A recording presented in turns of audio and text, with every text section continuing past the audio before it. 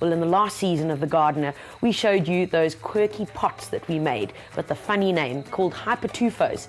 That's the word, and now you remember it. We had so many phone calls and emails that we're showing you a different way to make them. And we have to show it again because we were inundated. So here we go. What do you need? A container to be able to mix it in and a measure. And I'm just going to use this little tin as a measure. And what we're basically going to do is add 3 parts of peat to 1 part cement. Okay, so I'm just going to empty some into my little container here, and you don't have to be entirely precise about this. Kind of like works its way out, but 3 of these, there we go, 3 of those and 1 cement. Scoop that up. That should do it. Okay, add it into the bowl. It's like baking a cake. Closest I'll ever get to baking is this. So now what we do is we just mix the dry mixture well together. Take a look here, we're just going to mix it all in. And if you've got a couple of lumps, well, all you need to do is just squish them around and break them up. But really there's nothing entirely scientific about this. You just got to have loads of fun. Now, the word hypertufa comes from a type of rock that they used to find that had been weathered, and what they would then do is dig up these weathered rocks and plant in them to create like an alpine garden.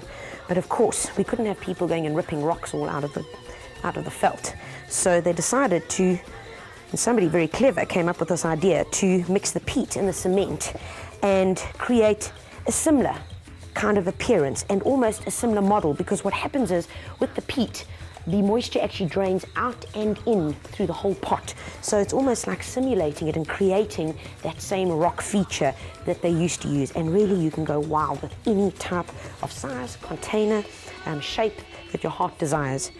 Right, now that you've mixed it in, important ingredient is water. Add a bit, and don't add too much. Rather add little bits at a time and then just mix it all together. And you want it to be kind of sticky that you can mold it into your hand. That's what's critical. It can't be sloppy because we're going to be packing it into a mold, and the last thing you want is it to be too runny. So rather add little bits at a time because you're way safer that way. Let's take a look. Now we need to add a little bit more water to this, just a wee bit.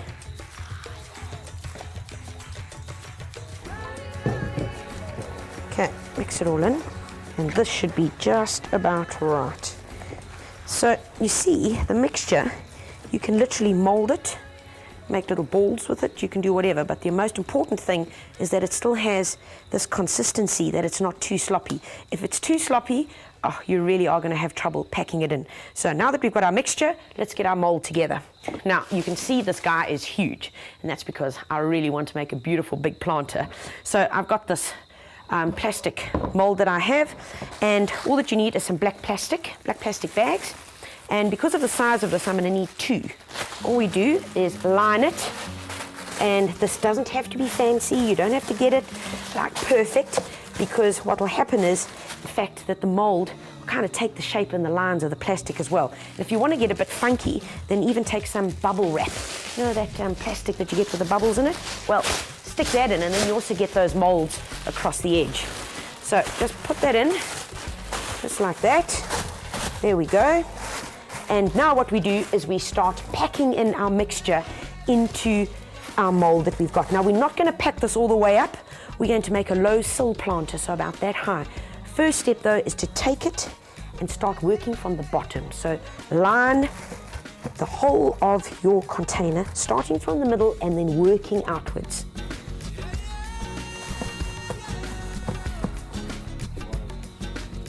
When you're doing the sides and packing the sides, remember that that's probably the weakest point in your hypertufa. So do pack just a little extra thick there, and when you're working with it.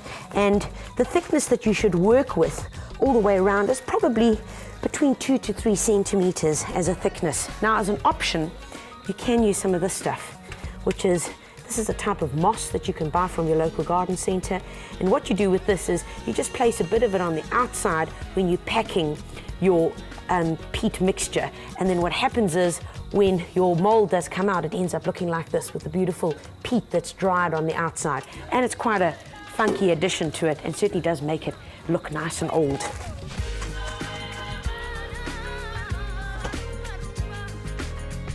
Packing is done, nice and easy. And now, as an option, what you can do, you can add a drainage hole to it, but it's not essential. If you do want to add a drainage hole to it, all you do, take your finger and just poke it through there. There we go. That's all you need to do, and it's sorted. That's your drainage hole, as simple as that. Now I'm going to take this guy off, put him in the sun, let him dry, and it's probably going to need about a week. Leave it in the sun. If it does start raining, obviously bring it inside, but a week should be perfect for it to dry out enough.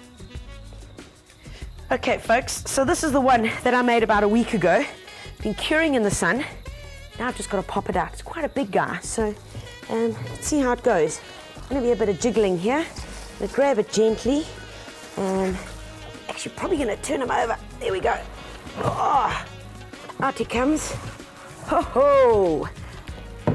And let's see what's underneath. Oh, look at you.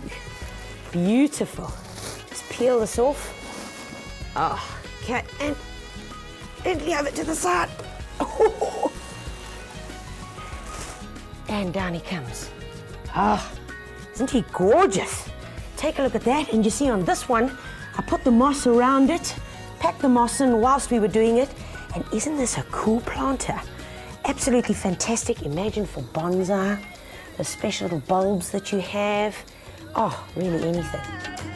There you go, folks. Take a look at this. All different options, from thyme to our sempervirens to our kudu lily, and I have had so much fun building these, and I do hope that you have as much fun as I have had.